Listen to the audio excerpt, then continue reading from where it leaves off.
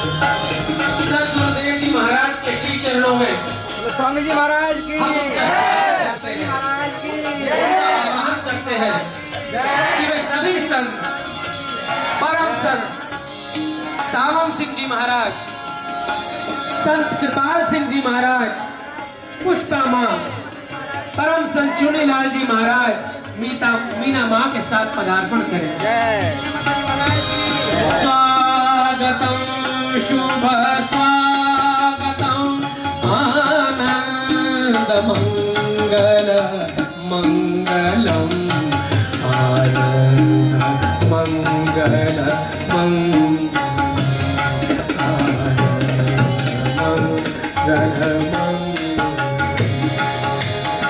वर्ष 2023 की पहली सुबह माता पुष्पावंती जी महाराज का आज पावनमय जन्म दिवस है। इसी के निमित्त यमुना के किनारे इस कुटिया में संताधिपति मीना माता जी महाराज अपने गुरु का जन्मोत्सव मना रही हैं। बोलिए पुष्पा माता जी महाराज की, बोलिए परम संत चुनीलाल जी महाराज की, बोलिए मीना माता जी महाराज की जय। ऐ मालिक तेरे बंदे हम, ऐसे हो हमारे करम,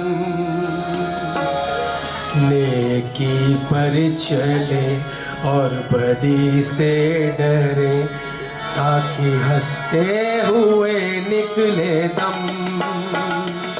ऐ मालिक तेरे बंदे हम, ऐसे हो हमारे करम, नेकी पर चले और बदी से डरे, ताकि हंसते हुए निकले दम।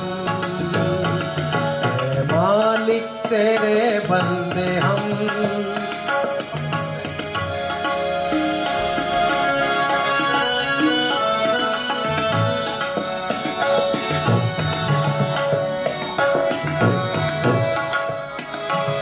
जब जुल्मों का हो सामना, तब तू ही हमें थामना। जब जुल्मों का हो सामना, तब तू ही हमें थामना।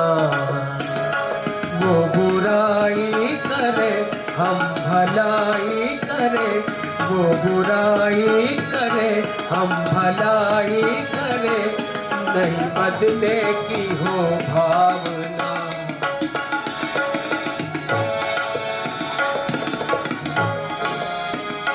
बढ़ते प्यारे का हर कदम, और मिटे बैरी का ये भरम, नेकी पर चले और बदी से डरे, ताकि हंसते हुए निकले दम। ऐ मालिक तेरे बंदे हो, ऐसे हो हमारे करम, नेकी पर चले और बदी से डरे, ताकि हंसते हुए निकले दम। ऐ मालिक तेरे बंदे हम।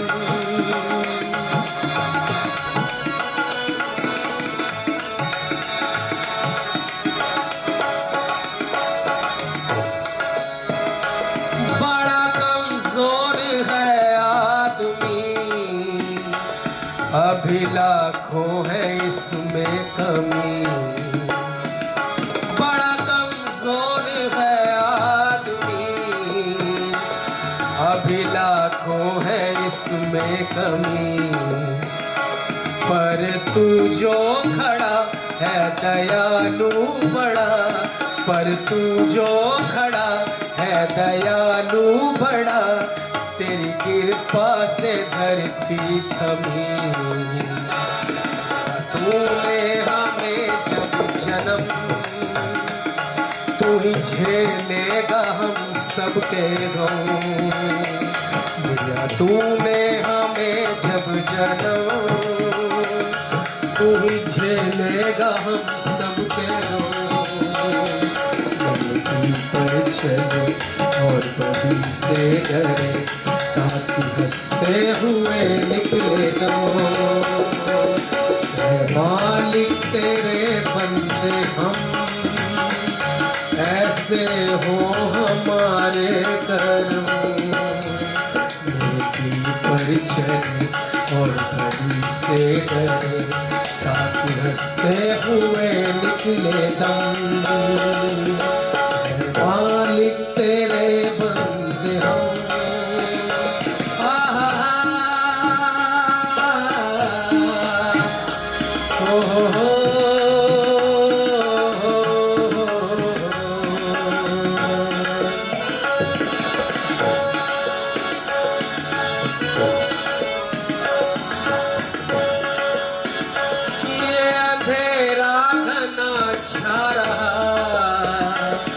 तेरा इंसान घबरा रहा, ये अंधेरा घना छा रहा, तेरा इंसान घबरा रहा, हो रहा बेखबर कुछ नाता नजर, हो रहा बेखबर कुछ नाता नजर, सुख का सूरज छिपा जा रहा, रोशनी में जो गम, तू अमावस को कर दे पूनम, तेरी रोशनी में जो गम, तू अमावस को कर दे पूनम, नेकी पर चले और बदी से डरे, हंसते हुए निकले दम। मालिक तेरे बंदे हम, ऐसे हो हमारे करम, नेकी पर चले और बदी से डरे, ताकि हंसते हुए निकले दम। मालिक तेरे बंदे हम, ऐसे हो हमारे करम,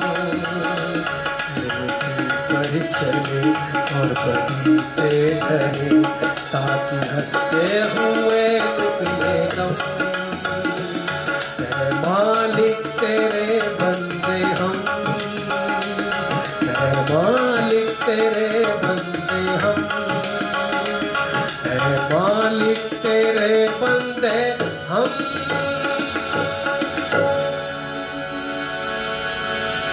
बोलिए पुष्पा माता जी महाराज की, बोलिए परम संत चुनीलाल जी महाराज की, मीना माता जी महाराज की। और साथ ही माता पुष्पावंती जी महाराज का जन्मोत्सव भी है, उसकी आप सभी को बहुत बहुत बधाई हो।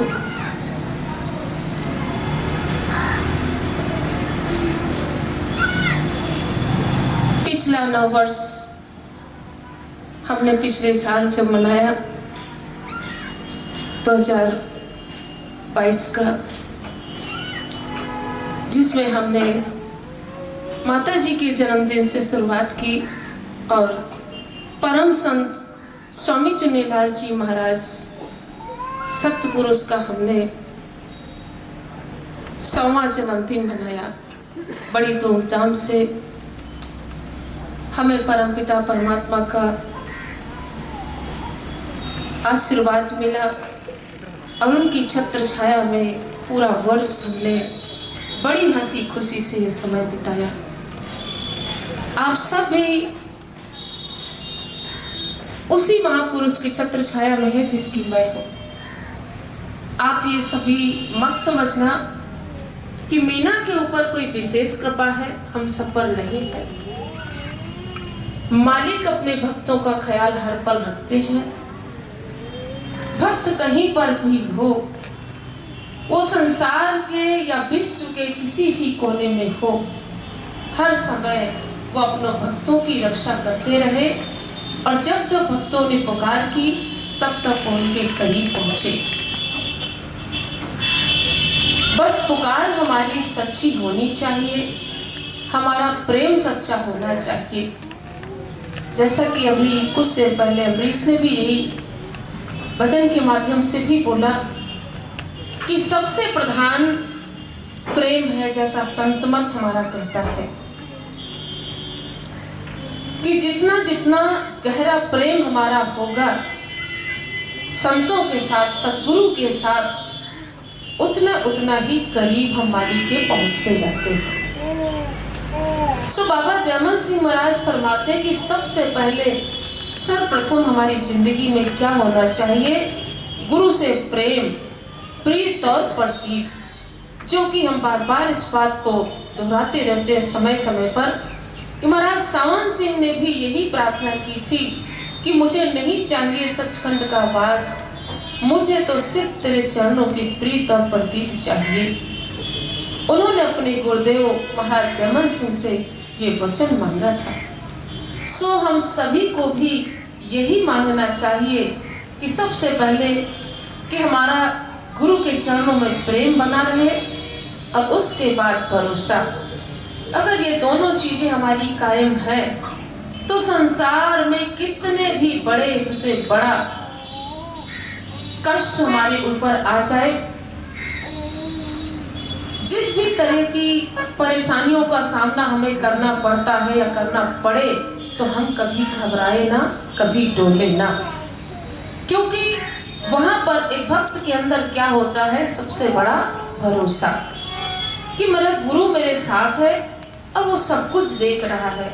जब वो सब कुछ देख रहा है तो कुछ भी मेरे साथ गलत नहीं हो रहा, क्योंकि वो दुख दे रहा है, सुख दे रहा है, अमीरी गरीबी दे रहा है, बीमारी तंगी दे रहा है, जो कुछ भी वो दे रहा है सब उसकी नजरों के अंदर हो रहा है, वो सब उसकी कृपा के अंदर हो रहा है, तो फिर कैसे हमारे साथ बुरा हो सकता है? इसी के करके बड़े बड़े भक्त कभी डोलते नहीं। हम सभी संसार में जरूरतों के मुताबिक जरूरी नहीं कि हम सारी इच्छाएं अपनी पूरी कर लें।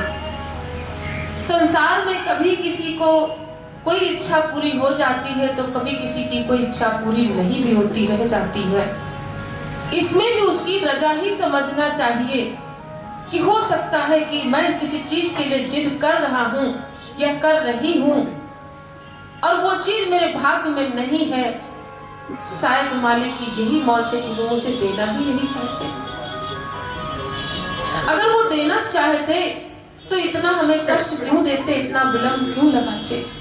अगर लगा रहे हैं तो जरूर इसमें कोई ना कोई राज रहस्य है जो हमें नहीं पता होता।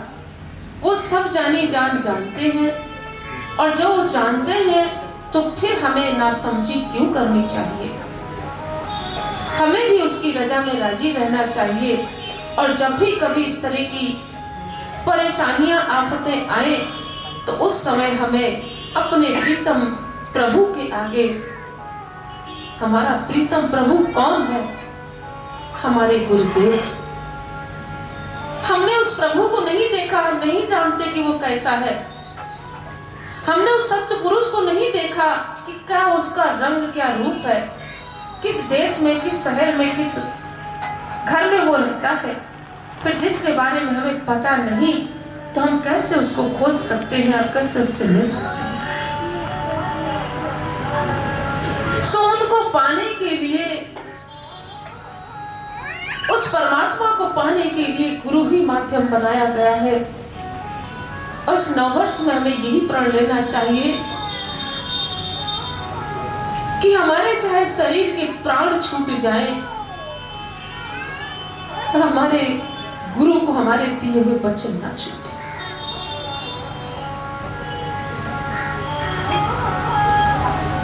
जैसे हमारा सावन सिंह ने मांगा, कृपाल सिंह ने मांगा, माता पुष्पावंती ने मांगा, मीना ने मांगा, आप सभी भी यही मांगते रहिए और आज यही प्रतिज्ञा कीजिए कि इस नव वर्ष में संसार छूट जाए, रिश्ते छूट जाए, ये जिस्म भी हमारा छूट जाए पर कभी हमारे गुरु के चरण ना छूटे, क्योंकि ये मैंने जीवन में अपने हमेशा अनुभव किया है और हर कदम पर हर दिन इसका अनुभव करती हूँ कि बिना उसके जीवन मुझे नर्क के समान नजर आता है। सो इसलिए मैं सभी भक्तों से यही कहती हूँ कि मालिक से बेशक प्रेम कम है या ज्यादा है, जितना उसने बख्शा है हमें वो हमारा मरते दम तक बरकरार रहे और हमारे गुरु हमसे कभी दूर ना हो। हमारा प्रभु प्रीतम वो कुल मालिक, वो सत्य पुरुष हमारा गुरु ही है, क्योंकि उसी के अंदर वो संसार की सारी ताकतें काम करती है जो हम जगह जगह पर अनुभव करते हैं। चाहे ब्रह्मा हो, विष्णु हो, महेश हो, चाहे राधा हो, मीरा हो, चाहे राबिया हो, चाहे सरजू हो, चाहे पुष्पावंती हो, चाहे लाजो हो, ये सभी उस परमात्मा के रूप हैं और ये सभी अपने आप को उस प्रीतम में लीन करते रहे। समय समय पर संत आते रहे और अपनी पावर का अनुभव भक्तों को कराते रहे, तभी तो उन्होंने उनकी बड़ाई, उनकी प्रशंसा की। संतों को कोई नहीं पहचान सकता, जैसा कि हमने अभी पहले भी सत्संग में कई बार कहा है कि जो कोई कहे संत को चीना, तुलसी हाथ कान को देना। कि अगर कोई कहे कि हमने संत को पहचान लिया तो ये हमारी बड़ी भूल है, हमारा जीवन कम पड़ जाएगा उसको पहचान करने में।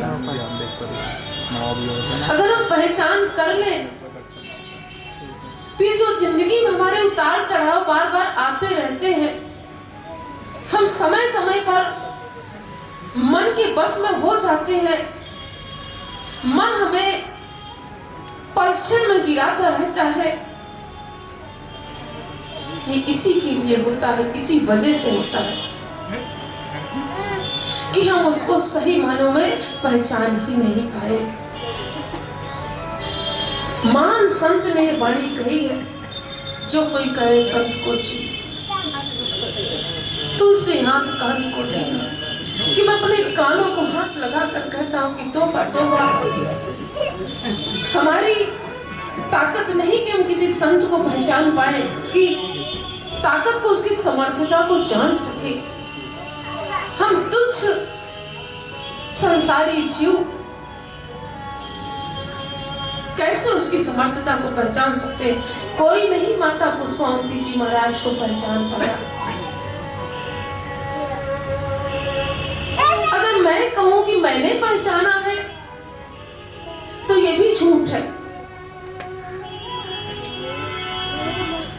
क्योंकि जैसा कि स्वामी जी महाराज कहते हैं कि हे मुर्शिद, तुझे किसने देखा? जिसको तूने दिखाया, जिसको तूने जलाया। मैंने नहीं उनको पहचाना, उन्होंने अपनी पहचान स्वयं मुझे कराई है। ना मेरी इतनी आंखें दूरदर्शन है जो उनको देख पाए, ना ही मेरी इतनी भक्ति है कि मैं अपनी भक्ति के माध्यम से उनको जान सकूं। ये तो उनकी कृपा है, उनका प्रेम है, जो उन्होंने मुझे अपने चरणों के साथ लगा लिया और जिस सेवा को मैंने कभी स्वप्न में भी नहीं सोचा था, वो सेवा मुझे बख्श दी। ये सारी कृपा उनकी ही है, माता पुष्पवंती जी महाराज की, जो उन्होंने थोड़ी सी मुझे अपनी तवज्जो दी और कुछ मैं उनको पहचान सकी। ज्यादा तो नहीं, बहुत ही कम शब्दों में इस बात को मैं कह सकती हूँ कि बहुत कम मैं समझ पाई हूँ, वो भी उनकी कृपा से। और जो कोई ये कहता है कि मैं जान चुकी हूँ कि गुरु क्या है, या मैं जानता हूँ कि गुरु क्या है, तो तौबा ऐसे भक्तों से मालिक बचाए। वो क्या गुरु को जान सकते कि गुरु पावर क्या है। गुरु की पावर को समझना, उसके बारे में जानना बहुत कठिन काम है। मैं तो 21 सालों में अभी तक 2023 लग चुका है और फरवरी में मुझे 23 साल करीब हो जाएंगे, परंतु ये कहें कि मैंने अपने सतगुरु माता पुष्पवंती जी महाराज को जान लिया, समझ लिया, अब मुझे और ज्यादा जानने समझने की जरूरत नहीं, तो ये मेरे लिए कहना उचित नहीं है। क्योंकि जितना जितना उन्होंने तब जनाया या अब जना रही है, हम उतना ही जान पा रहे। सो इस वास्ते सतगुरु को जानने के लिए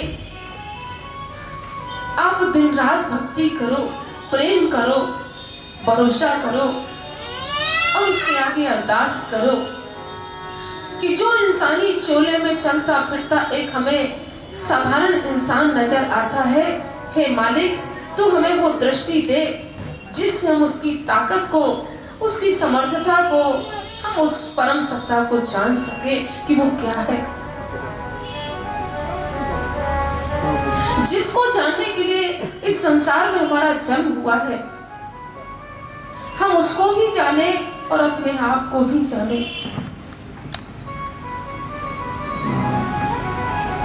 जब तक हम अपने अंतःकरण में झांक कर नहीं देखते, खुद सुमरन नहीं करते, तब तक मालिक कृपा हम पर नहीं करता।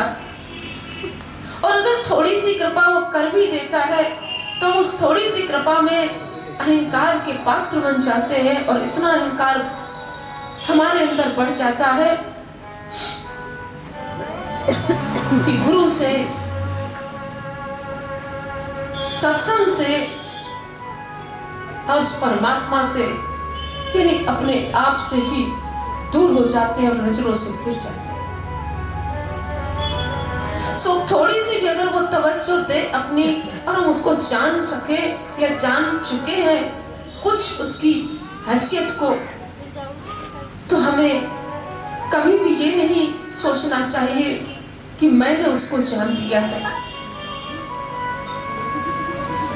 एक बार गुड़मंडी में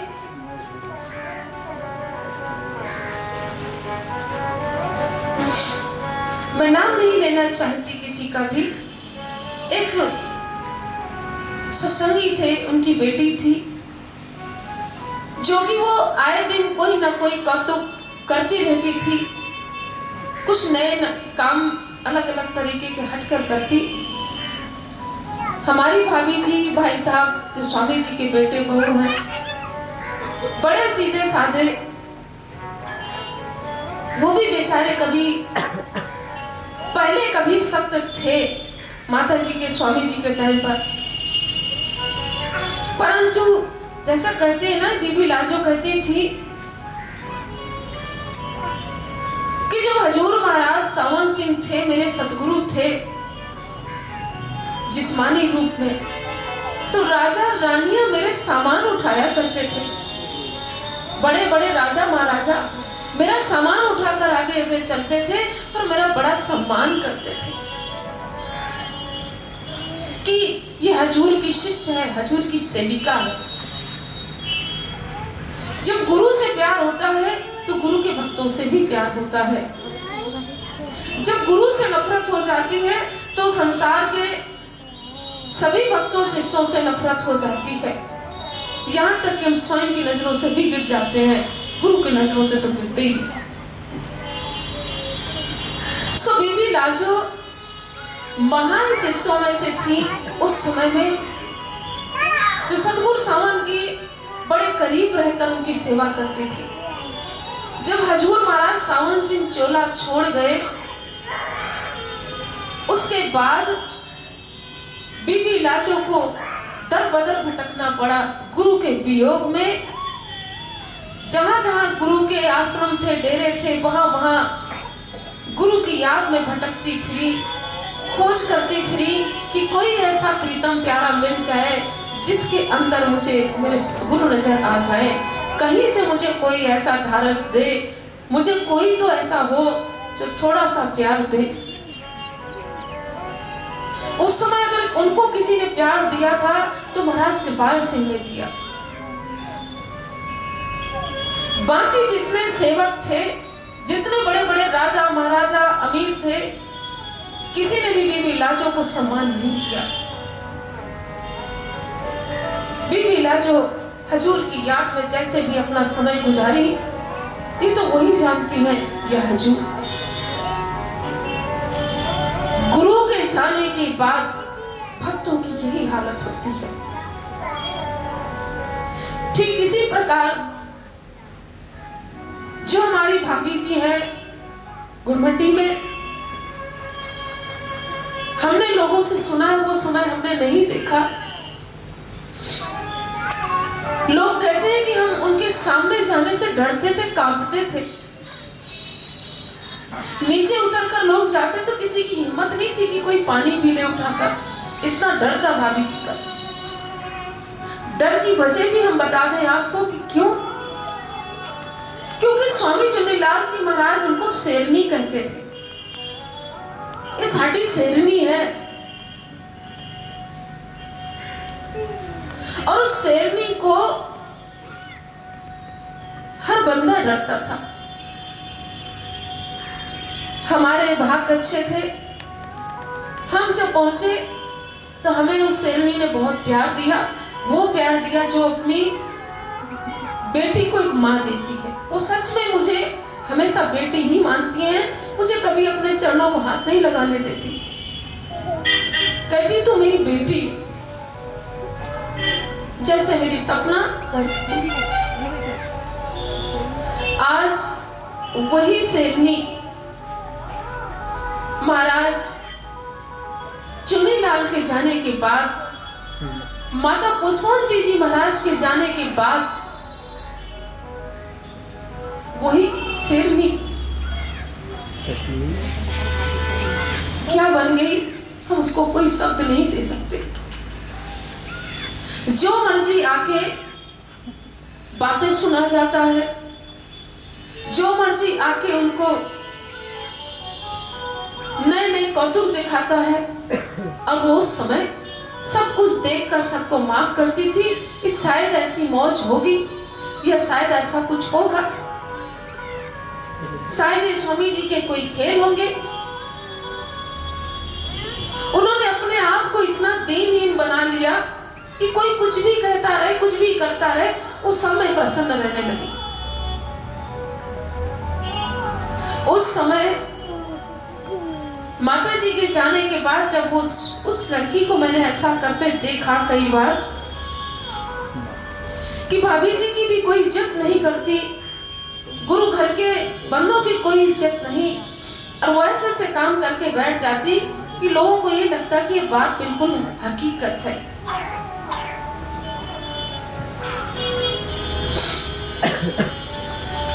जैसा हमने कहा ना कि थोड़ी सी भी भक्ति किसी को मिल जाती है या थोड़ा सा भी गुरु का प्यार मिल जाता है तो लोग अहंकार में हो जाते हैं।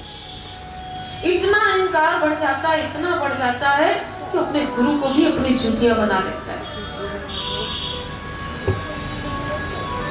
ठीक इसी प्रकार उस समय में भी हुआ, हर जमाने में, हर युग में हुआ और होता रहेगा।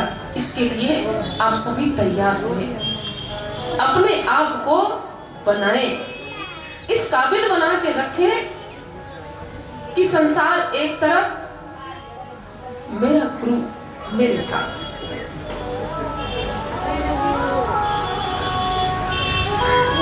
वो लड़की उससे रसोई से अपने हाथों में हल्दी लगाकर आ गई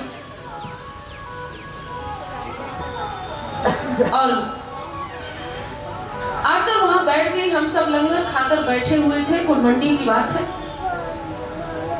माता जी चोला छोड़ चुकी थी। उस समय में कुलमंडी में जाया करती थी इतवार को। मैं ये बातें इसलिए कहती हूँ, कुछ कुछ घटनाएं जो याद आ जाती हैं कि हर तरीके के लोग रहे हैं और हर तरीके के भक्त हर जमाने में रहे हैं। हमें हर किसी की बात पर विश्वास अंधा नहीं करना चाहिए, क्योंकि जो बातें हमें पता ही नहीं, जिस रात से हम वाकिफ ही नहीं है कि क्या लीला वो खेल रहा है, ये हो क्या रहा है, जो माजरा हमें पता ही नहीं, उसमें हम क्यों मजे ले, क्यों उसके अंदर घुसे, उसको उसके हवाले छोड़ देना चाहिए और अपने आप को बचाने के लिए प्रार्थना करनी चाहिए।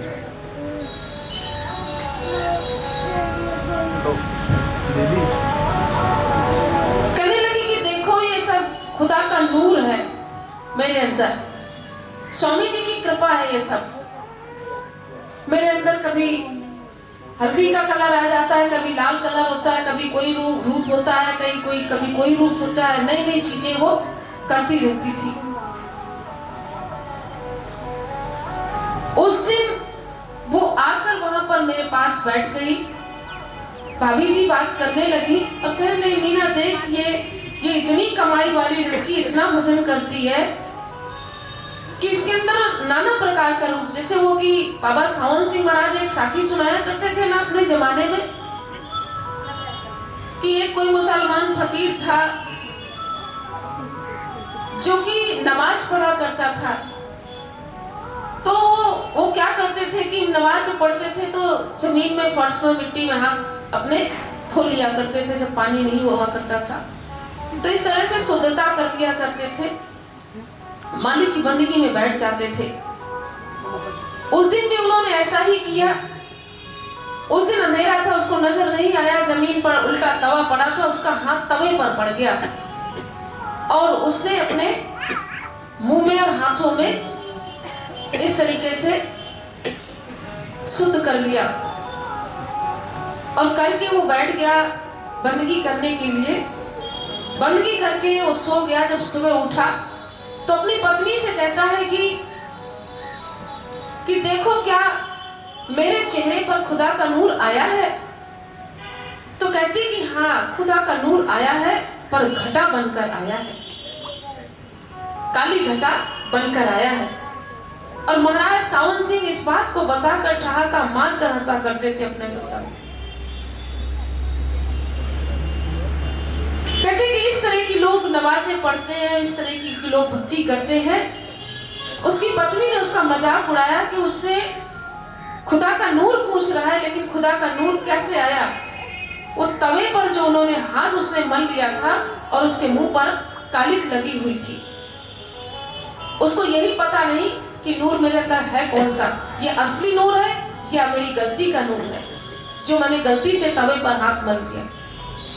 ठीक उसी प्रकार वो लड़की भी इसी तरीके से धोखा देने की कोशिश करती रहती, हमेशा गुमराह करने की कि मैं ये हूं और मेरे अंदर इस तरीके से नूर आता है। भाभी जी कहने लगी कि मीना स्वामी, मैंने कहा भाभी जी आप भी क्या इन लोगों की बातों में इतना विश्वास करती हैं, आपको लगता है कि ये इतनी कमाई वाली है। सामने मैंने ऐसे ही बोला, कहीं देख मीना, हमें तो कुछ पता नहीं है, हम तो जानते नहीं ना, हमारी इतनी भक्ति है, तू भक्ति भाव वाली है, तुझे पता होगा, बाकी स्वामी जी जाने। जो उनकी मौज। मैंने कहा ये बात आपने बहुत अच्छी कही है, स्वामी जी की मौज को तो मैं भी नहीं जान सकती। इसी तरीके मैंने वहां पर भी ये जवाब दिया कि स्वामी जी की मौज को तो मैं भी नहीं जान सकती, पर इस लड़की की मौज को और इसके तमाशे को मैं जानती हूँ। इसके लिए तो मैं ही काफी हूं। भाभी जी चुप हो गई कि होगा कुछ ऐसा। वो फिर थोड़ी देर में घूम फिर कर आई और विजय के कंधे पर हाथ रख दिया। उसने हाथ रख के बैठ गई पीछे से। इसने व्हाइट शर्ट पहनी हुई थी और उसके दोनों कंधों के हल्दी के हाथ शर्ट में लग गए पूरे। मैंने कहा भाभी जी आप इधर देखिए, ये है स्वामी जी का रूप। मैंने कहा था ना आपसे कि इन लोगों के लिए मैं ही काफी हूं। कहते हैं कि ये क्या है। भाभी जी ने ताड़ना डांटा। देखो वही जो शेरनी जिस चीज के लिए शेरों को स्वामी जी ने बनाया था सेवा के लिए, वो शेर थी और वो है और वो रहेंगी मेरी नजरों में। परंतु जैसा हमने कहा कि गुरु के जाने के बाद एक भक्त जो होता है वो बहुत लाचार हो जाता है, क्योंकि उसका जो प्रेमी होता है ना संसार से जब चला जाता है तो वो अपना प्रेम ढूंढता फिरता है, उसको कहीं नजर नहीं आता। वो उस प्रेम के लिए दुखी रहता है, मन और चित्त से उदास रहता है। कुछ ऐसी ही हालत हमारे भाभी जी और भाई साहब की भी है। आज मैं आप सबके सामने नववर्ष में उन सभी के लिए, उस परिवार के लिए भी मैं प्रार्थना करती हूँ, पहले भी करती रही और आज भी कर रही हूँ कि मालिक उन पर कृपा करे और जो दुख उनको दिए हैं उन दुखों से उनको बाहर लाकर अपने चरणों की प्रीत और प्रतीत बख्शी, उनकी संसार की सभी मनोकामना पूर्ण कीजिए। आप समर्थ पुरुष हैं और आप करते रहे हो और करते ही हैं, देखते।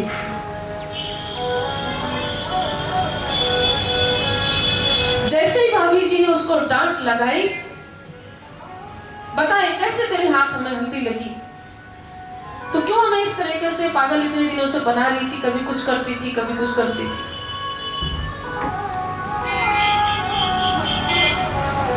सारे लोग वहां बैठे हुए थे, सन्नाटा हो गया। सोम को भी ये कहानी नहीं पता थी, उसको भी चल गई। बोली बताए हल्दी कैसे लगी। बहाने लगाने लगी कि भाभी जी वो डब्बा गिर गया था हल्दी का ऊपर से, वो इसलिए मेरे लग गई। तो तेरे कपड़ों में नहीं लगी, कहीं और नहीं लगी, हाथों में क्यों लगी? और वो भी तेरे पूरे दोनों हाथ रंगे हुए हैं हल्दी से, मुंह रंगा हुआ है, ऐसे कैसे? फिर उसने बातें घुमानी शुरू की। इस तरीके से बड़े उसने चरित्र अपने वहां पर दिखाए। आखिर वो लड़की सत्संग से दूर हो गई और बहुत दूर चली गई, जिसके बारे में मैं बताना कुछ भी नहीं आगे चाहती, मुझे सब कुछ पता है।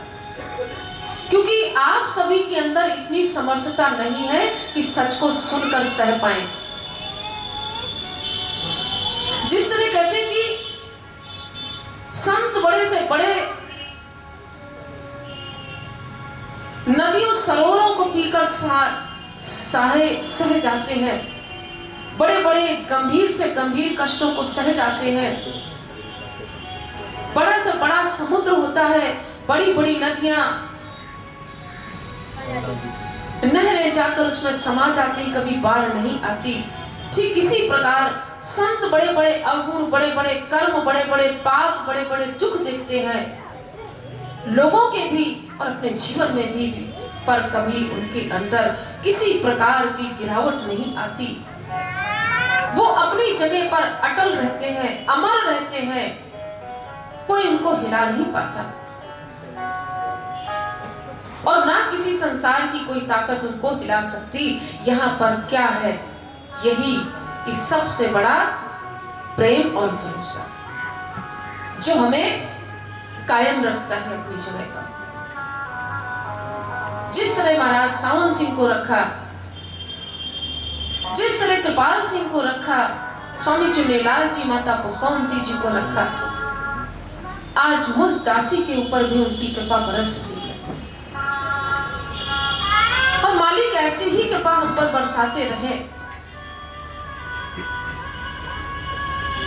कि संसार के कितने भी बड़े से बड़े तूफान आ जाए, वो तूफान हमसे टकरा कर वापस चले जाए, पर हम ना हिल पाए। ये उनकी कृपा चाहिए हमें। ऐसे भक्त हर समय में रहे, बड़े बड़े तमाशे, बड़े बड़े ड्रामे करते दिखाते रहे। आज भी लोग देखते हो, आप सभी देख रहे हैं और देखते रहेंगे।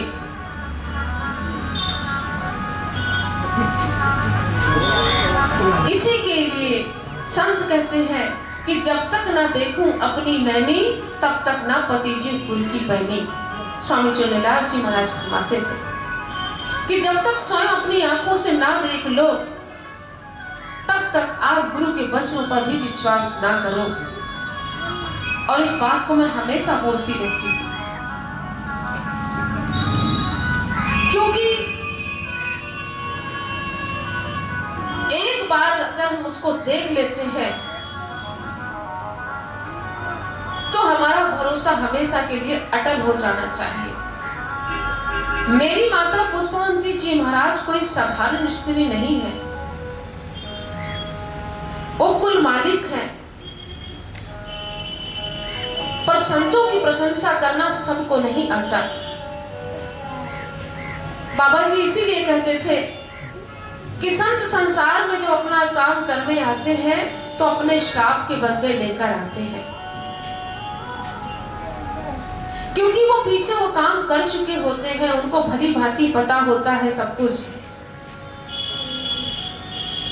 कि कौन सी सेवा किस तरीके से करनी है, संतों का सम्मान किस तरीके से करना है, संतों के सामने बातचीत किस तरीके से करनी है, उनके सामने किस तरीके से हमें खड़ा होना चाहिए, उनके सामने किस तरीके से हमें सारी सेवाओं को संभालना चाहिए। हर तरीके का सलीका उनको पता होता है पहले से। जैसा कि अभी पीछे हफ्ते सुना आपने कि बीबी लाजो को हजूर कहते हैं कि 24 सालों से मेरी सेवा करती आ रही है, मैं कैसे हटा सकता हूँ इसको अपनी सेवा से। खबरदार बीबी, कभी फिर इसकी सेवा ना मांगना।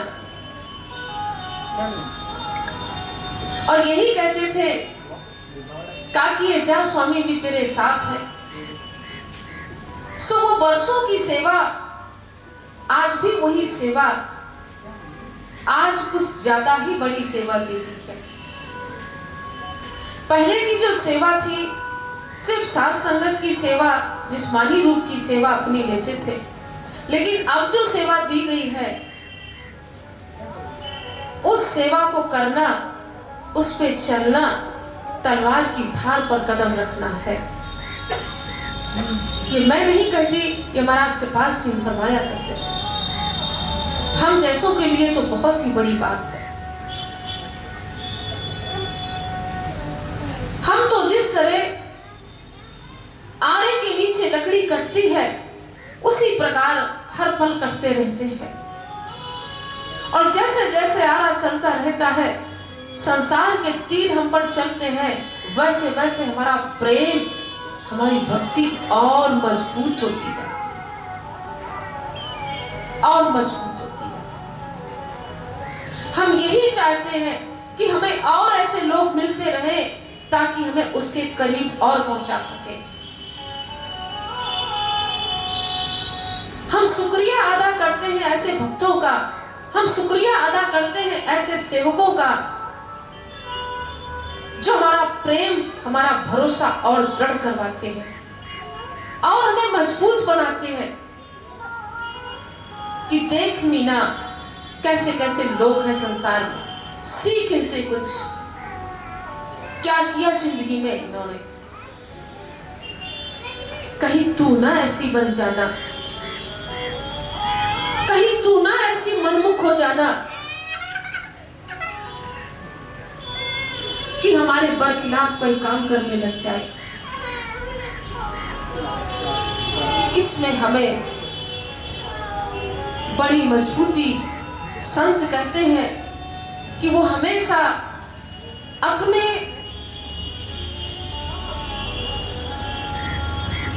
भक्तों को, अपने प्रेमियों को अपने करीब लाने के लिए परमात्मा संसार के तरह तरह के दुख देता है, और वो दुख ही है जो हमें प्रभु के करीब पहुंचाते हैं।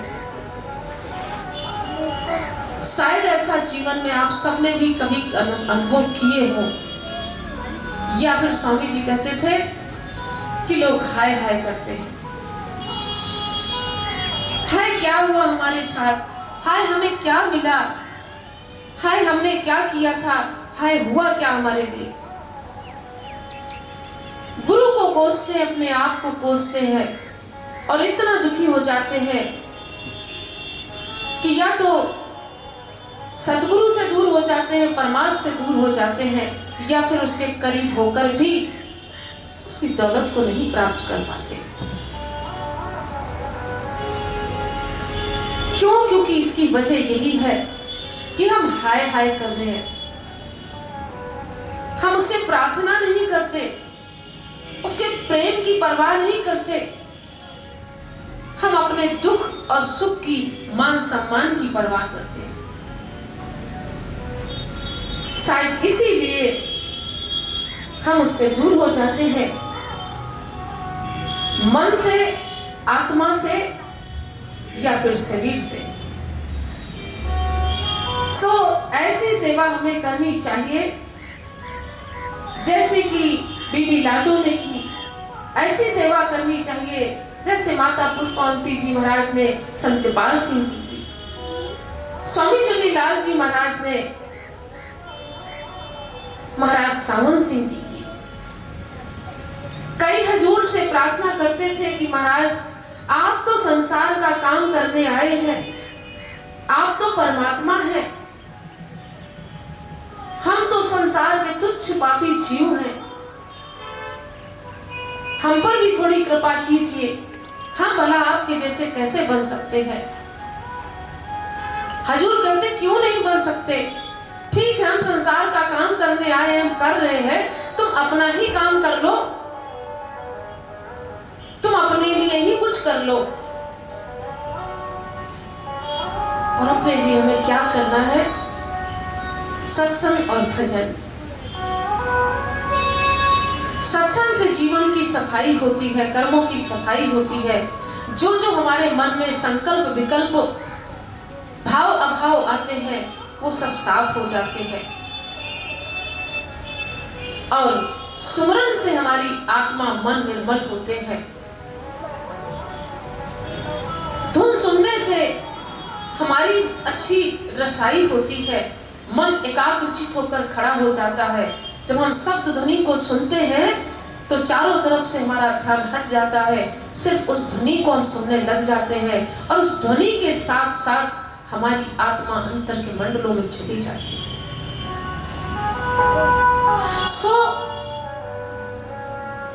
सत्संग, सुमिरन और शब्द, इन तीनों चीजों की हमें बड़ी भारी जरूरत है इस संसार में। सत्संग जागते पुरुषों का करना चाहिए। कौन है जागता पुरुष? जिसकी अंतर की आंख खुली है, परमात्मा से मिलाप कर चुका है, परमात्मा से बातें करता है, वो जागता पुरुष है। हम उसका हाथ पकड़ेंगे तो हमें भवसागर से पार कर देगा और इस संसार सागर से। क्योंकि हम आंख वाले नहीं हैं, हम अंधे हैं, आंख वाला हमारा सतगुरु है। हम आंख वाले को अपना हाथ पकड़ाएं और सुमरन जो हमने बताया कि मन की निर्मलता, हृदय की सफाई की जरूरत है। वो कहती है, वो कैसे होती है? सुमरन से। सो ये तीनों चीजें हम नित्य नियम से सतगुरु के आदेश के अनुसार करते रहे। ये नव वर्ष में हम ये प्रण लें 2023 में। हम हर समय हर सत्संग में यही समझाते रहते हैं कि अगर हमारा प्रेम पक्का होता, भरोसा पक्का होता और गुरु की समर्थता और पावर को अपने अंतर में देखा होता तो आज हम सबकी हालत ये नहीं होती। कोई मन करके गिर गया, कोई धन करके अहंकार में गिर गया, कोई काम में गिर गया, कोई क्रोध में गिर गया।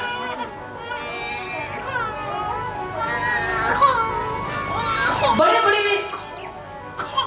अभी हमें किसी को सुबह फोन आया, हम उनका भी नाम नहीं लेना चाहते। समय समय पर ऐसी बातें आती रहती हैं सामने, कि इसलिए बातें की जाती है कि आप सभी को चेताने के लिए कि हमेशा सतर्क रहे। सबसे बड़ा दुश्मन, सबसे बड़ा बैरी अगर कोई है इस शरीर के अंदर तो वो है हमारा मन। संसार के दुश्मनों से आप एक बार दूरी बना सकते हैं,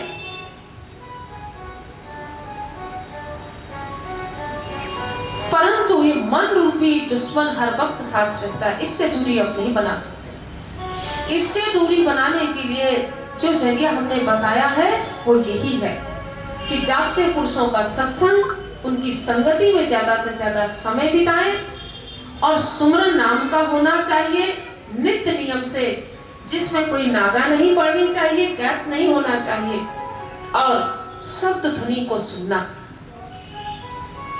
जिसके माध्यम से मन जल्दी खड़ा हो जाता है, एकाग्रचित हो जाता है। तो ही इस मन रूपी दुश्मन से आप बच सकते हैं। वरना आप संसार में कहीं भी चले जाएं, घर छोड़ दें, जंगलों में चले जाएं, वहां पर कुटिया बनाकर एकांत में वास करके करें, तो भी मन तो तुम्हारे साथ ही है ना।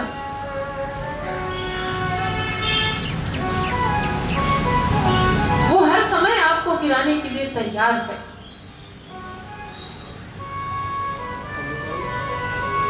अभी हमें किसी बच्ची ने सुबह यही कहा कि रात भर हो गए हम सोए नहीं, कल पूरा दिन रात पुलिस घर के चक्कर लगा रही है, घर के सभी लोग घर से लापता हैं, इधर उधर कोई कहीं सोया, कोई कहीं सोया, कोई कहीं गया। अब आप इसकी वजह पूछेंगे क्या है? इसकी वजह यही कि काम वासना जब जागती है ना, तो वो बच्ची किसी को ये नहीं देख पाता कि ये है कौन और क्या है, कौन जाति का है, ये भी नहीं देखते। वैसे हम जाति पाति की इतनी बातें करते हैं, हमें भी लोग बोलते हैं कि हम चमारों की हाथ की रोटी खाते हैं, हमारी बुद्धि चमारों जैसी हो गई है। क्या आप सबको चमार और ठाकुर में कोई भेदभाव लगता है? क्या मीना ने कभी भेदभाव समझा? आप यहाँ इतने लोग बैठे हैं, कोई एक बंदा बता दे बात कि मैंने कभी चमारों में और ठाकुरों में, ब्राह्मणों में कोई फर्क समझा? जवाब दो, कोई समझा इस बात? जोर से बोलो। क्या ऐसा आप सभी ने कभी महसूस किया? या स्वामी चुन्नीलाल जी महाराज के सामने और माता जी के सामने आपने महसूस किया? क्या स्वामी चुन्नीलाल जी महाराज के शिष्य चमार नहीं थे? आप जवाब दीजिए जोर से, है? जवाब दीजिए।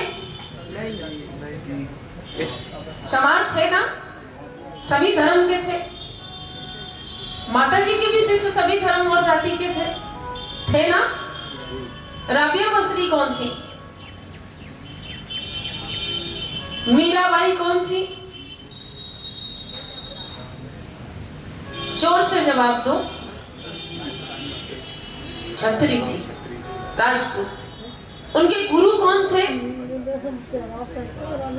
हम आपसे इसलिए प्रश्न कर रहे हैं कि आप लोगों ने क्या सत्संग में अब तक सुना। ये इतने 30, 35, 40 वर्ष, 20 वर्ष, 10 वर्ष लगा दिए, क्या सीखा आपने? क्या सुना? क्या सुना आपने कि उनके गुरु कौन थे? जाति के चमार रविदास जी थे और मेवाड़ की रानी छत्री थी, राजपूत थी, उनके शिष्य थे। और राजपूत, और वो कौन थे? राजा पीपा, वो भी छत्री थे। गुरु कौन थे?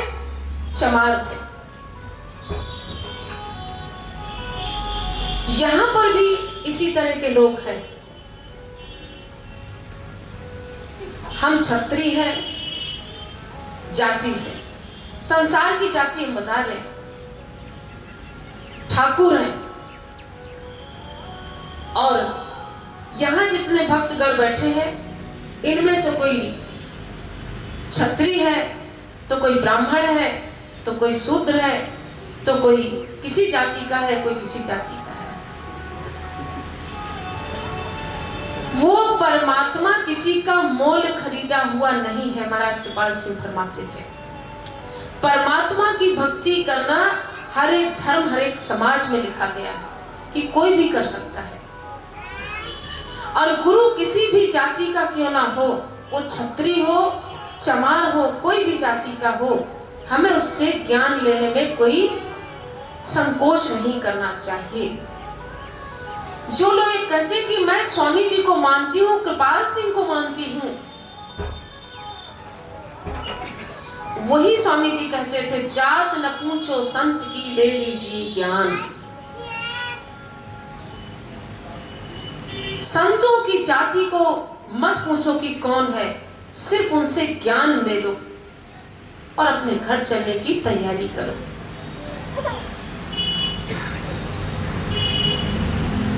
नीच नीच सब तर गए, संत चरण नवलीन, जातिन के अभिमान से डूबे बहुत कुलीन। नीची जाति के सब तर गए, और जो बड़ी जातियों का अहंकार लेके बैठ जाते हैं ना, मैं पैसे वाला, मैं ठाकुर, मैं ब्राह्मण, मैं छत्री, मैं ये, मैं वो, कहते हैं डूबे बहुत कुलीन। इस तरीके के लोग डूब कर बढ़ जाते हैं संसार में, वो कुछ नहीं कर पाते। जो हमें ये कहते हैं कि हम चमारों की हाथ की रोटी खाते हैं। मेरी माता पुष्पावंती जी महाराज, हमारा सोम मालिक उसको अलग अगम में वास दे, कितनी सेवा करता, अपार सेवा, तन मन धन से कुर्बान है वो बच्चा। और जाति का कौन है? तेली। रोटी कौन खाता था उसके हाथ की बनी? स्वामी चुन्नीलाल जी महाराज, माता पुष्पावंती जी महाराज। तो क्या कहें कि स्वामी जी की बुद्धि तेलियों जैसी हो गई, माता जी की बुद्धि तेलियों जैसी हो गई। अरे धिक्कार ऐसे लोगों को जो ऐसे वचन गुरु के लिए बोलते हैं। वो क्या जाने गुरु क्या है। उन्होंने गुरु की हैसियत, गुरु की पोजीशन को देखा ही नहीं। आप सब भी यहाँ इतने लोग बैठे हैं, कभी भी इन चीजों को नोट मत करना। अगर इन चीजों को दिल दिमाग में उतारना है और उतारते हैं तो आप सभी भक्ति नहीं कर रहे।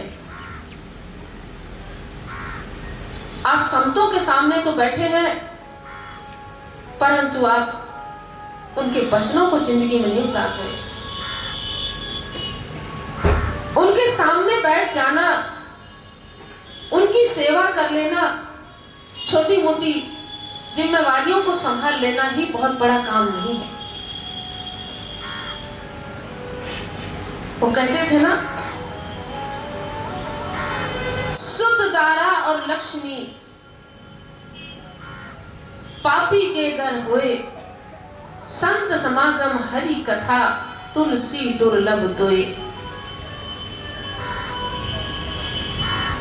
संसार में ये दो वस्तुएं बड़ी दुर्लभ है। कौन सी? पूरे सतगुरु का मिलना और उनसे नाम का मिलना। ये दुर्लभ दो चीजें हैं। पुत्र की प्राप्ति कर लेना, धन की प्राप्ति कर लेना, पैसों को प्राप्त कर लेना, संसार के सुख ऐश्वर्य का प्राप्त कर लेना, ये बड़ा आसान काम है। एक पापी आदमी, चोर, ठग भी, दुराचारी व्यक्ति भी कर लेता है। परंतु परमात्मा को पाना बड़ा कठिन है संसार।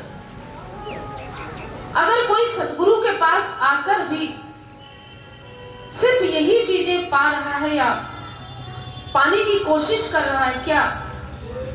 सुख, दारा और लक्ष्मी,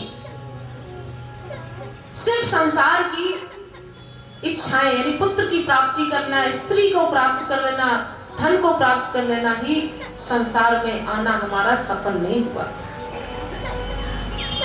संसार में मनुष्य योनि पाकर सफल होता है जीवन तभी जब ये दो चीजें हमें प्राप्त होती हैं, एक सतगुरु, दूसरा नाम। और उसके साथ अगर ये चीजें मिल जाती हैं, अच्छी स्त्री का मिल जाना, अच्छे पुत्र का घर में जन्म ले लेना, अच्छा खासा घर में पैसा होना, तो ये बहुत ही बड़ी बात है कि और उसमें खुशी की बात हो जाती है हमारे जीवन में।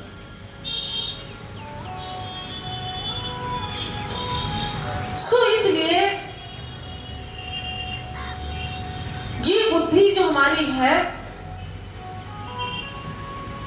चमारों की ही सही बुद्धि हमारी प्रभु के चरणों में तो लगी हुई है। माता जी से तो प्रेम करते हैं, जैसा भी हमसे बन पड़ता है। अपने मालिक की टूटी फूटी सेवा तो करते हैं, हम चमार ही सही। जाति का हमें क्या करना है? हमारे प्रभु की जो जाति है वो हमारी भी जाति है।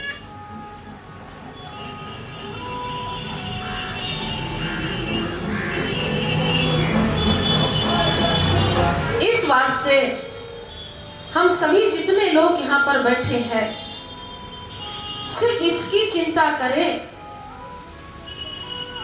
कि हमारे सतगुरु के चरण ना छूटे। यहाँ बड़े बड़े तूफान आए और बड़े बड़े आते रहेंगे, उस जमाने में भी और इस समय में भी। बड़े बड़े भक्त आए, बड़े बड़े सेवक आए और बड़े बड़े इस संसार से मन के थपेड़े खाकर गिर के चले गए, जीवन बर्बाद कर गए। स्वामी जी कहते थे, हम फिर क्या चीज है?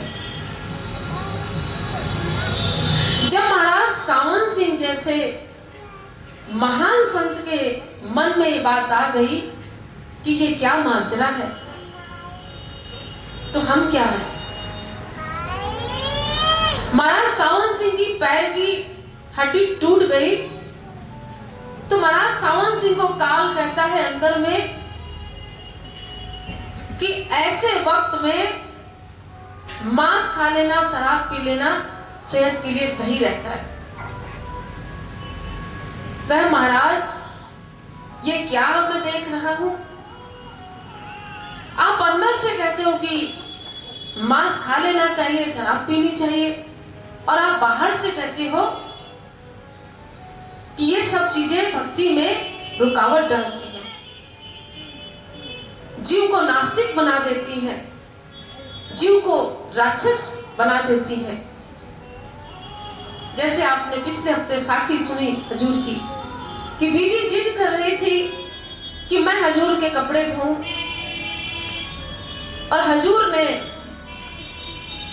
उसको प्रेमी समझकर, कमाई वाली लड़की थी, उसका भाव देखकर हजूर ने अपना जांघिया निचोड़कर उसको दे दिया कि जाओ बीबी सुखा दो इसको।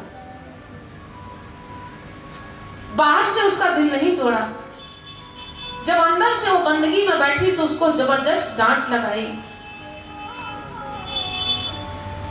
और कहा कि जो ये सेवा की है ये हठ धर्मी की है, आगे से कभी ऐसी सेवा ना करना और ना ही ऐसी सेवा मांगना।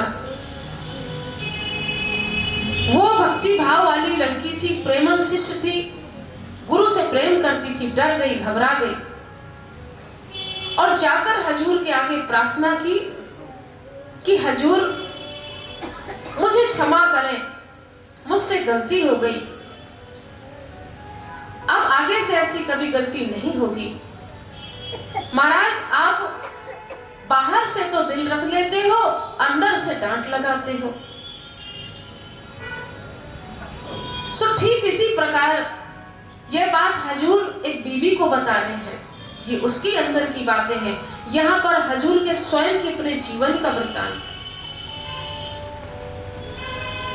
उनके ऊपर जब आपदा आई तो उनके गुरु बाबा जमन सिंह महाराज ने उनको सावधान किया कि खबरदार, ये मैं नहीं हूं, ये काल है, सुमरन करो, दूर हो जाएगा। बड़ी सख्त डांट भरी आवाज में बोला। ये कहते हैं कि हमारे अंदर भी स्वामी जी आने लगे हैं। ऐसे कैसे आने लगेंगे? जब प्रेम से भक्ति की, भजन किया, थोड़ी बहुत सेवा की, तब तो स्वामी जी कभी नहीं आए। और जब तुम निपट निंदक बन गए हो, दिन रात गुरु की और महापुरुषों की बुराइयां कर रहे हो, भक्तों की, लोगों के घरों में, दिलों में आग लगाते फिर रहे हो और कहते हो कि आज हमारे अंदर स्वामी जी आ रहे हैं, ये कैसे मुमकिन हो सकता है? जैसे अभी हमने कहा उस बीबी के बारे में कि हमें उस जमाने में नहीं पता था कि ये क्या माजरा है, इनके लिए हम ही काफी है। तो आज सो खुदा की बड़ी मेहर हम पर,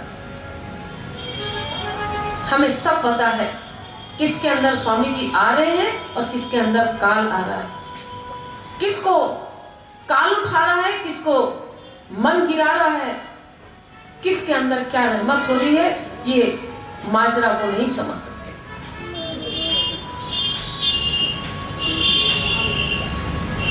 सो महाराज सावन सिंह गुरु के वचनों को समझ गए कि ये क्या है, खबरदार ये मन है जो मुझे गुमराह कर रहा है। जैसे ही हजूर महाराज फरमाते थे, मैंने परमार्थी पत्रों में भी ये बात सुनी है, पढ़ी है। स्वामी जी भी अपने समय में इस वृत्तांत को बताया करते थे, हजूर के जीवन का जो वृत्तांत था। कहते हैं कि जैसे ही सुमरन किया महाराज सावन सिंह ने, वो स्वरूप भाग गया, क्योंकि वो काल का स्वरूप था और रूप किसका धारण किया हुआ था? महाराज जयमल सिंह। गुरु का रूप धारण करके महाराज जयमल सिंह का रूप बनाकर अंदर कहता है सावन सिंह महाराज को। अब ये आजकल के महाराज सावन सिंह जैसे महापुरुषों को भी इस तरह से मन गुमराह करने की कोशिश करता है, तो क्या आजकल के भक्तों की इतनी कमाई है, इतनी भक्ति है कि वो काल में और दयाल में कोई फर्क कर पाएंगे, समझ पाएंगे? उनके गुरुदेव ने तो उनको समझा दिया, अब ऐसे लोगों को कौन है समझाने वाला?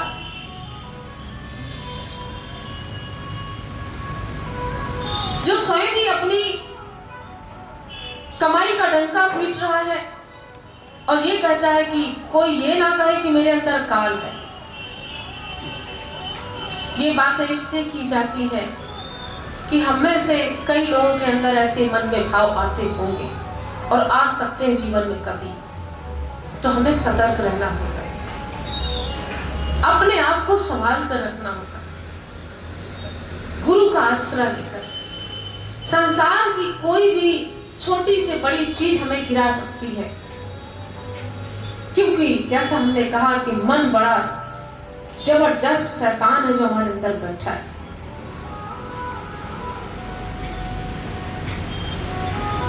हजूर फरमाते हैं कि जैसे मैंने सुमरन किया, क्योंकि सुमरन के आगे काल का स्वरूप ज्यादा देर नहीं टिकता, वो तुरंत गायब हो जाता है। सुमरन इतनी बड़ी जबरदस्त ताकत है कि वो वहां रुक नहीं पाता। का स्वरूप ही सिर्फ टिक सकता है, जो असली गुरु का रूप होगा। इसकी पहचान भी हमारी माता पुष्पावंती जी महाराज बताती थी कि काल का जो माथा होता है ना, वो ओछा होता है, कहती थी छोटा और पतला होता है, और दयाल का माथा होता है, जड़ा करती थी, चौड़ा होता है, बड़ा होता है, उसके कान भी बड़े होते हैं, और उसकी आंखों में बड़ा नूर होता है। जैसे कि हमारी आंखें रो रो कर लाल थोड़ी सी हो जाती है ना, उनमें नशीलापन आ जाता है, जैसे कि नींद आंखों में भरी होती है थोड़ी सी। ये छोटे छोटे एग्जाम्पल हैं दुनियावी, जो मैं आपको समझाने की कोशिश कर रही हूँ। इस तरीके से माता जी कहती थी आंखों में नूर होता है, वो आंखें थोड़ी लाल होती है, और जो काल की आंखें होती है वो एकदम पीली होती है, क्रूर होता है, उसकी शकल क्रूर, थोड़ी सी क्रोध भरा चेहरा होता है उसका, और गुरु का दयालुता वाला चेहरा होता है। ये उसकी पहचान है अंदर की। उसको पहचानने के लिए सेम वही रूप धारण कर लेगा तुम्हारी गुरु का, बिल्कुल डिट्टो, लेकिन उसमें पहचान उन्होंने बताई है कि उसका माथा पतला होगा, आंखें पीली होंगी, और चेहरे पे थोड़ा सा क्रोध होगा, क्रूर होगा, सख्त होगा। और जब उसका सुमरन करोगे, उसकी तरफ देखते रहोगे, सुमरन करते रहोगे, तुरंत हट जाएगा। और गुरु का जो रूप होगा वो बड़ा दयालुता भरा रूप होता है, बड़ी उसके अंदर नम्रता, दीनता, उसके चेहरे में इतनी दीनता होती है कि बस जी करता है कि देखता रहे। कितना सोना तुझे रब ने बनाया, जी करे देखता रहे, ऐसा रूप होता उसका।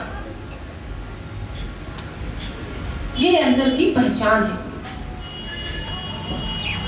तो ऐसे लोगों को पहचान करनी चाहिए, भजन करना चाहिए। सो महाराज सावन सिंह ने इतनी बड़ी काल पावर को मार गिराया, किसके माध्यम से? अपने गुरु का आशीर्वाद लेकर और सुमरन के माध्यम से। सो स्वामी जी कहते थे कि जब ऐसे ऐसे बड़े बड़े महापुरुषों को काल गिरा देता है, तो हम सभी की क्या हैसियत, क्या औकात है। स्वामी जी कहते थे हम फिर किस खेत की, किस बात की मूली है, हम तो उसके आगे कुछ भी नहीं। सो इसलिए हम सभी को जो अब तक काम नहीं किया वो करना चाहिए।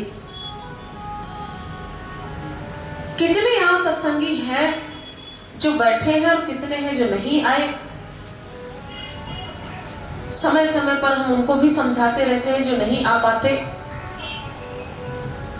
उन सभी को यही चाहिए कि नित्य नियम से सुमरन करें, सुमरन में कभी नागा ना पड़े। एक एक दिन का सुमरन हमारा 6-6 महीने की पूर्ति करता है, और एक दिन का सुमरन ना करने से कितना बड़ा नुकसान होता है।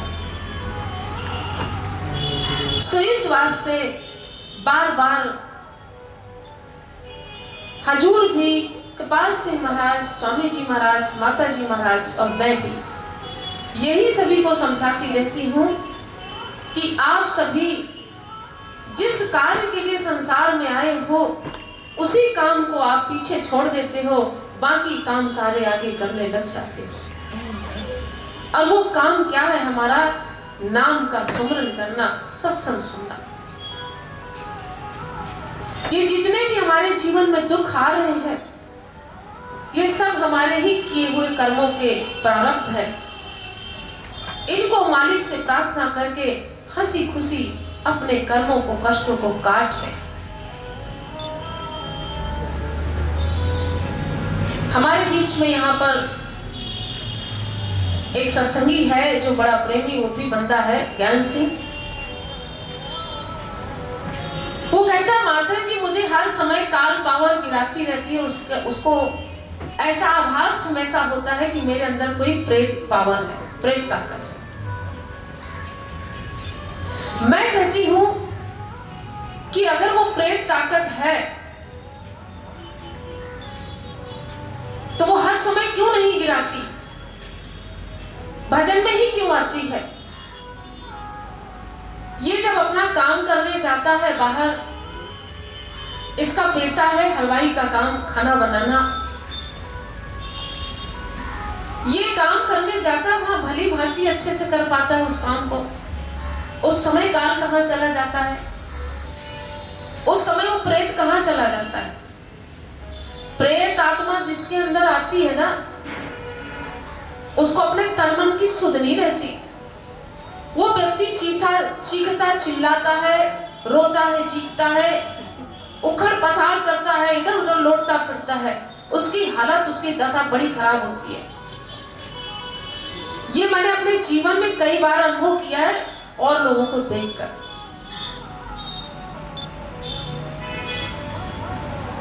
या यहाँ पर वो सेवा करता है तो कितने प्रेम से सेवा करता है, तब कहां जाती उसकी पावर?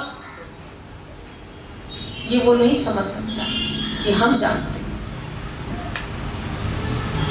ये भी उसके कर्म है जो उससे भुगताए जा रहे हैं। कोई काल नहीं है, कोई जिन्न नहीं है, कोई बहसी नहीं है, कोई मनहूस नहीं है। यहाँ पर यहाँ सब सिर्फ मालिक के प्यारे भक्त हैं जो बैठे। सभी एक महान आत्मा का स्वरूप है जो यहाँ बैठे। हम में से यहाँ पर कोई साधारण नहीं है।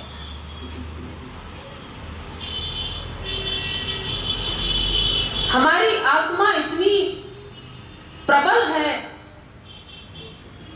जिसका कोई अंदाजा हम लगा ही नहीं सकते, क्योंकि वो परम पिता परमात्मा की अंश है। इसलिए हम कोई साधारण तुच्छ नहीं है। हम अपने आप को छोटा कैसे समझ लेते हैं, और उससे भी बड़ा, उससे भी महान हमारा सतगुरु संत है। तो हम कैसे अपने आप को छोटा और कमजोर और कायर बना लेते हैं?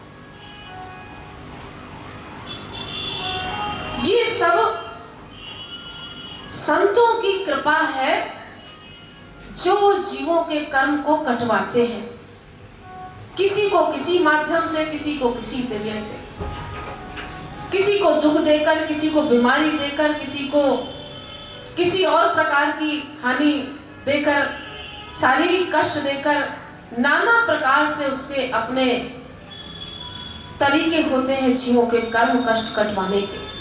सो ये बात आप भूल जाइए। जिस घट में स्वामी जी बैठ गए, माता जी बैठ गई, उस घट में तो काल रह ही नहीं सकता। आप जितने लोगों के पास जाएंगे उतने ही लोग आपको उतने तरीके का इलाज बताएंगे, परेशानियां बताएंगे। आप उन सभी परेशानियों से बाहर आने के लिए एक ही उपाय करें, और वो है नाम का सुमिरन। जितना भी आपसे बन पड़े। हम नहीं कहते कि आप सारा दिन काम धंधा छोड़कर बैठे रहो, हम नहीं कहते कि तुम हरिद्वार को यहाँ बैठे रहो। जितना ज्यादा से ज्यादा समय मिले उसका फायदा उठाओ। जीवन आनी जानी छाया है।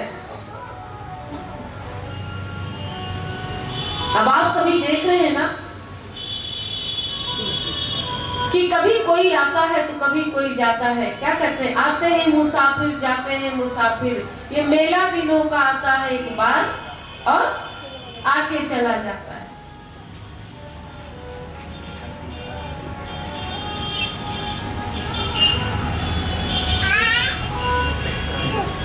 कितने यहाँ मुसाफिर आए और चले गए। कभी ये ना सोचो कि ये छूट गया, वो टूट गया, वो चला गया, वो आ गया।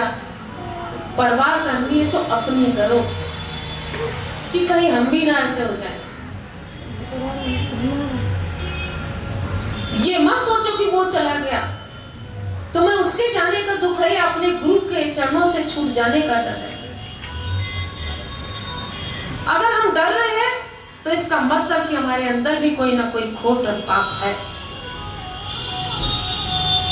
हमारा मन हम पर हावी हो रहा है। वहीं अपने गुरु के वचनों को आगे खड़ा कर दो। संसार छूट जाए, गुरु के शरण ना छूटे, बस। इस वास्ते माता पुष्पावंती जी महाराज का जन्म उत्सव हमारे सभी के लिए तभी सफल होगा, और इस नववर्ष की शुभकामनाएं भी हमारे लिए शुभ ही शुभ है। हमारे लिए तो हमेशा शुभ रही है और आप सबके लिए भी शुभ है। जो हम बार बार जोर देकर इस बात को कहते हैं कि हम सतगुरु के चरणों में जुड़े हुए हैं, उसकी जो बन पड़ रही है, टूटी फूटी भक्ति कर रहे हैं, जो भी हमसे बन पड़ रहा है, मालिक की प्रेम और बंदगी में जीवन बिता रहे हैं, कि हमारे ऊपर उसकी बड़ी कृपा है। मालिक की कृपा हमेशा बरसाता रहे। बाकी अमीरी गरीबी दुख सुख जीवन मरण हानि लाभ यश अपयश विद्यार्थ, ये तो चलता रहेगा। इसके लिए स्वामी जी भी कहते थे, जो जन्मा है वो मरेगा भी, जो दिन चढ़ा है रात भी होगी। सो इन सब बातों की परवाह ना करें। और माता जी महाराज आप सभी पर इसी तरह दया और कृपा बरसाती रहे, जैसे आज बरस रही हम सब पर, कि हम सब यहाँ उपस्थित बैठे हैं। हम सभी भाग्यवान हैं जो उनके जन्म उत्सव में और नववर्ष में शामिल हुए। साल का पहला दिन हमने सत्संग से शुरुआत की। ये कितना अच्छा हमारा सौभाग्य है जीवन का। क्यों मोतीराम, नहीं है सौभाग्य? साल की शुरुआत हम किसके साथ करें? अपने गुरु पिता की उंगली पकड़, सत्संग से, सत्य की संगत के साथ। नव वर्ष की शुभकामनाएं हमारे सबके लिए। बाकी जो लोग नहीं आ पाए या जो नहीं आ पाते किसी वजह से, मालिक उन पर भी इसी तरह कृपा करते रहे कि वो जहां पर भी है उस मालिक का नाम जपते रहे और अपनी प्रीत और प्रतीत को दिन ब दिन बढ़ाए रखें, कभी घटने ना दें। माता जी का भी यही संदेश होता था कि भजन नहीं छोड़ना, चाहे संसार के काम एक बार को छूट जाए। सो वो नित्य नियम मालिक ने हमारे अंदर हमेशा से अपनी कृपा बनाए रखी और वो करवाते रहे। और यही मैं भी चाहती हूँ कि आप सबके ऊपर इसी तरह की कृपा बनी रहे, जिस तरह की आज से हमने शुरुआत की है। नव वर्ष में हम हर वर्ष आते हैं, हर वर्ष हम सत्संगियों में से पूरी वर्ष संसार का सामना करते हैं, मन के साथ लड़ाइयां लड़ते हैं, किस किस तरीके से अपने जिंदगी के दिन काटते हुए ये 365 दिन काट कर हमें फिर से पुनः 2023 का दिन, क्यों 1 जनवरी का मिला है। हम सभी भाग्यवान। बड़ी बड़ी बीमारियां, बड़ी बड़ी महामारियों का सामना करते हुए, बड़े बड़े लोगों का सामना करते हुए, मन का सामना करते हुए, ये कोई साधारण बात नहीं। कितने लोग हैं जो इन एक वर्ष के अंदर हमसे बिछड़ गए, कोई संसार से चले गए, कोई हमसे दूर हो गए। दूर तो हुए ना किसी भी तरीके से, ये उनके कर्म अपने और हमारे कर्म देखो कि मालिक हमें अपने चरणों में बिठा कर रखा हुआ। सो आप सबको नव वर्ष की बहुत बहुत शुभकामनाएं पुनः, और माता पुष्पावंती जी महाराज के जन्म उत्सव की बहुत बहुत बधाई। हम सभी स्वामी चुन्नीलाल जी महाराज, माता पुष्पावंती जी महाराज और अपने अपने गुरुदेव को ध्यान करते हुए उनके वचनों को संभाले चले। यही प्रतिज्ञा करें कि हम उनके वचनों पर फूल चढ़ाएं और दिन ब दिन हम आगे सेवा में तरक्की करें, भजन करें, संसार में भी तरक्की करें, ताकि सर ऊंचा करके गर्व के साथ सतलोक में हम अपने देश में प्रवेश करें, ताकि वहां पर सभी हंस हमारी आरती उतारें, सभी संत हमारी जय जयकार करें। ये जीवन हमें अपना बनाना चाहिए। सत्संग समाप्त है। जय हिंद।